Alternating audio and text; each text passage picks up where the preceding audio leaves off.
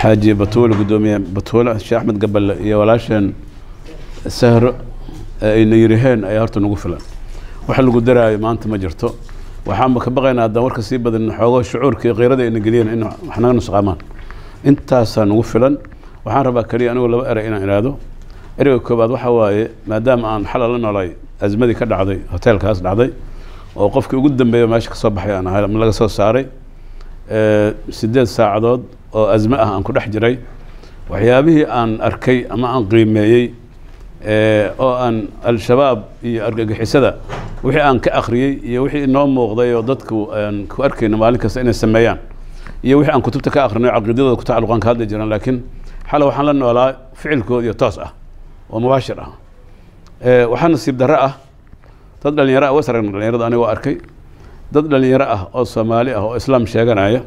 oo u soo galay hotel dad aaminiin ah oo nabad qaba oo rag iyo dumar iyo caruur iyo cid walba leh oo abriye ah oo aan wax dambiye lahayn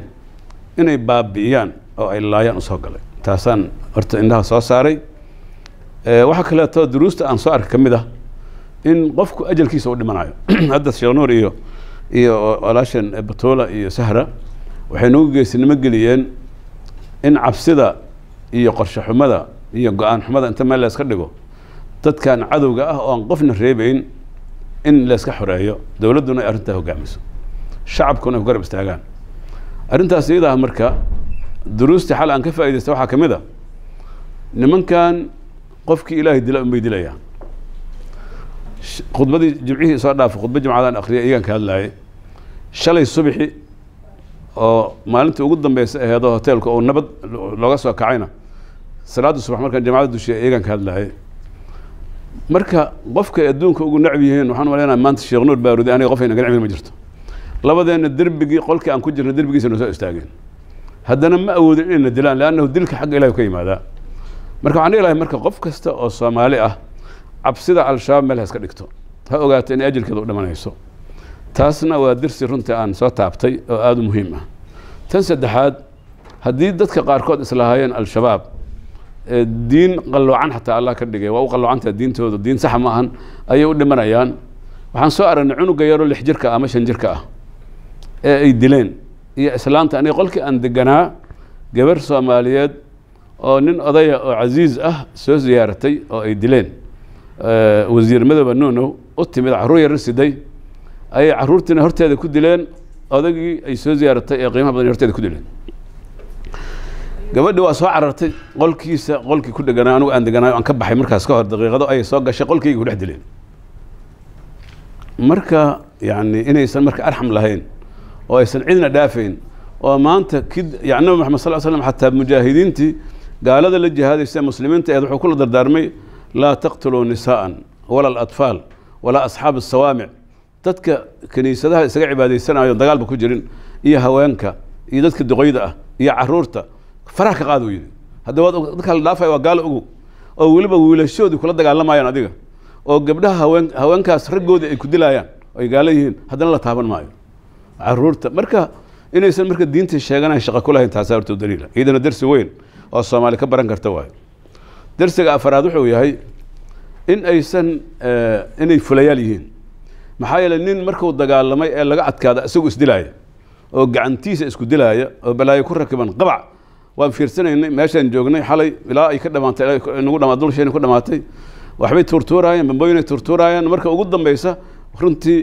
ayaga ayaa is dhamaynaya haddana marka dambe gacantiisa isku dilaa darsiga afraad ama shanaad oo ka faa'iidina waxa kamid ah geesinimada dhalinyarada Soomaaliyeed ciidamada ah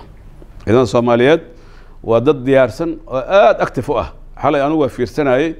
barnaamijka mar shabaab iyo anaga isku meesha isla joogna kaliya ciidanku waa ka maqnaayeen gurmadii ku yimideen muddan isla nooleen 2 saacadood ku dhadhow 2 saacadood ka bacdi ay 4 gees uga soo dhaceen uga soo daateen ciidamadii markaas ay iyagoon u naxayn ay intay galeen meesha oo waliba qaybta ugu nuglaayeen oo qaybta dambe anigu aan ku jiray jarjar soo saarteen oo iyagu isku soo dul fuuleen oo si aad u tababaran waan fiirsanayeen gudaha u soo galeen ayay dabxir hotelka dusha iyo hoos uga sameeyeen markaas ay dad aad u muhiim ah oo qiimo badan ay ka soo saareen oo marka wali noolaayeen ay ku jirtay dad badan waa dileen oo meydkii way arkeen wixii qofkii dhimatay soo noqon mayso laakiin intii ay soo saari kareen soo badbaadiyeen marka walaalayaal marka taana waxay tusinaysaa ciidamo inaan haysano laakiin hogaankii la rabay inuu ciidankaas Soomaalinimo inta la isu kaashado iyadoo far kaliya leeyahay in la dhaqaajiyo iyo shacabkii la rabay inay caanaha iyo biyaha iyo timirta iyo ka daba qaadaan raashinka oo niyada u dhisaan haddii lagu xoojiyo dhalinyaradaas waa dhalinyaro geesiyaal ah oo aad u qiimo badan oo dalkan xoreyn karta shaabna ka adag intaas waa duruustii runtii aan xalay ka faa'iiday anigu arrimihii aan la noolaa oo xanuunka badnaa oo aan indhaha ku hayay waxaan u soo gudbaa kuna soo gabagabeynayaa oon la qaybsanayaa madaxdii sharafta badneed ee iga horreysay ereyga baaqa ah ee ay soo direen walaalayaal ilaahay aayad qur'aan wuxuu ku leeyahay jalla jalaaluhu wa adiicu allaha wa rasuulahu wa laa tanaasacuu fatafshaluu wa tadhaba riixukum aayaddaas waxay na tusinaysaa waxaa ilaahay ku amraya bilowgeeda in ilaahay rasuulkiisa la adeeco maxaa lagu adeecayaa marka daacada ilaahay munaasabo ayay leedahay mar walba meesha ilaahay yani wuxuu ka hadli doono ayaa daacadu markaa ku tacalluqa halkan waxaa lagu adeecayaa in ummaddu ay midowdo danaheeda ay ka midowdo oo aysan iskhilaafin si awooddeedu aysan u baabi'in intaasay aayaddu sheegaysaa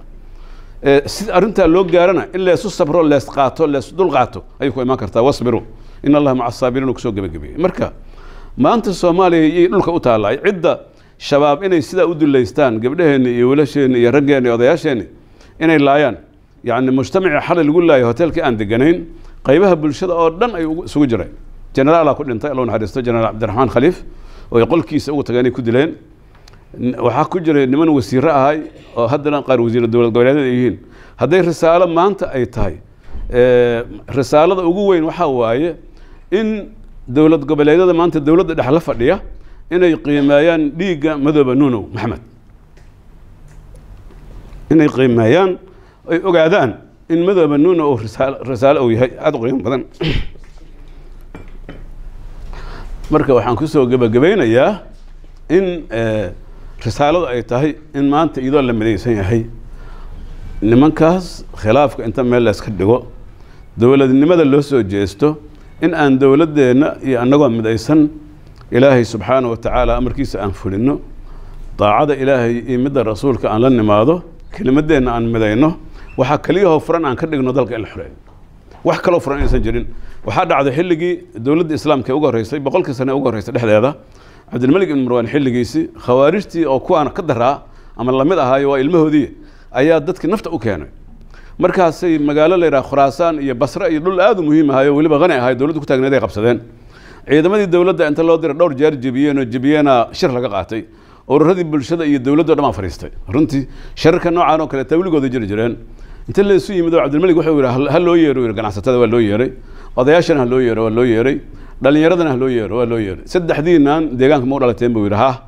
midinka go-anta in khawaarij la jebiyo haa dhalinyarada waxaan ka rabaa inay qoryaha qaataan uu yidhi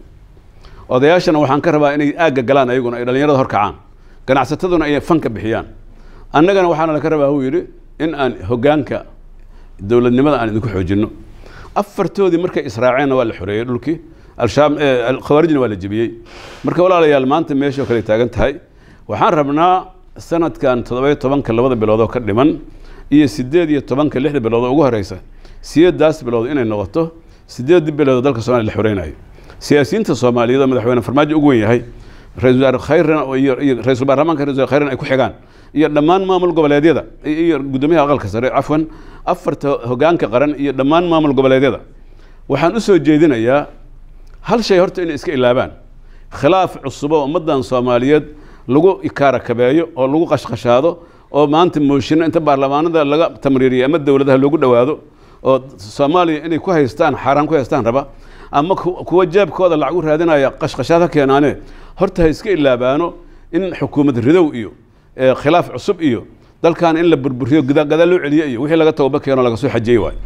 annaga dawladda saddex ra'iisul wasaare loo sameeynayo oo maalin kasta lagu mashquulinayo maandeedka dawladda oo dhan in lagu baabi'iyo ra'iisul wasaare keen iyo wasiir raadi iyo maanta oo dhan niman jooga la raadina waaba joogaan calo raadina markaas waxa lagu dilaa waqtiga oo dhan macaan laan waxaan ka rabnaa 34 bilood oo maandeedka dawladda 6 bilood oo ka dhiman inta naga daayaan wax kale laba qodob kaliya inayna tusiyaan wax kalena ma ka rabnaba in dalka la xoreeyo oo la nadiifiyo oo madaxweyne farmaajo iyo ra'iisul wasaare khayre inta la garab istaago dalkan geeska gees xuduudaha la soo xiro dalka oo dalka la xoreeyo waa qodobka labaadna waxa waaye sida hadda baayid ugu dambeysay ay sheegtay shuruucda dalka oo aasaaska dawladnimada ah iyo kaabayaasha qaranka wixii dhiman iyo nidaamka dowlad goboleedka iyo dowladda dhexe ay ku wada shaqaynayaan oo inay dowladda lagu baahiyo dhammaan dalka oo dhan oo dowlad Soomaaliyeed ay ka wada shaqayso shuruucdii fududeynaysan in la diyaariyo labadaas qodob waxaan ahayn qofti keentana ummadan dhiigeeda in shabaab ay ku hayso dalkan oo wiligiis gudnimo ku jiro cid aaminsan cidaas waayo shacabkana waxaan ugu baaqayaa inay meel ka wada istaagaan haddii gobolku nool yihiin haddii dowladda qaran ku dhex jiraan aad u mahadsantihiin wassalaamu calaykum waraxmatullahi wabarakaatu